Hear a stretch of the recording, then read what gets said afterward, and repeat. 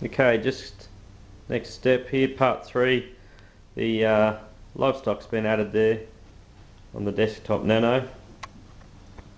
Once again, we've got a 17 litre display area, and that's backed up by a sump at the back here. I'll just switch the light on. Okay, so as you can see there now, the sump's just got some live rock in there, cured live rock.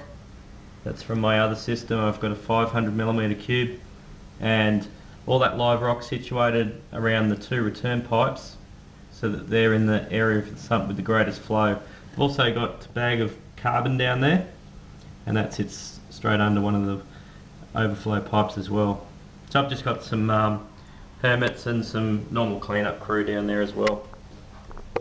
Okay, so what I've done here is just added my livestock. Pretty simple, it's all flowing pretty easy. There isn't much water movement on the surface there. Usually we try and get as much surface agitation as we can to get the gases exchanging, make sure the water's oxygenating.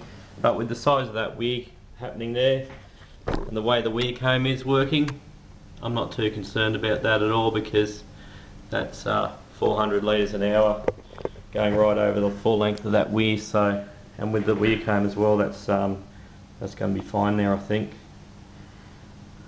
So yeah, that's once again under the 70-watt metal halide, so I can keep LPS corals, large polyp stony corals, and I've also got in there some soft corals, zoanthids, pallies, morphs, that sort of stuff.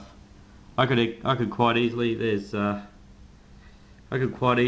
add some SPS corals if I liked under that lighting, but I'm not going to at this stage, because I think that takes a much more mature tank, and although this tank's very mature, they often go through a bit of a bumpy patch when you've moved things around. And this livestock has actually been sitting in just a plastic container for about 3 weeks, believe it or not, while I changed things around and while I did some work on the house. So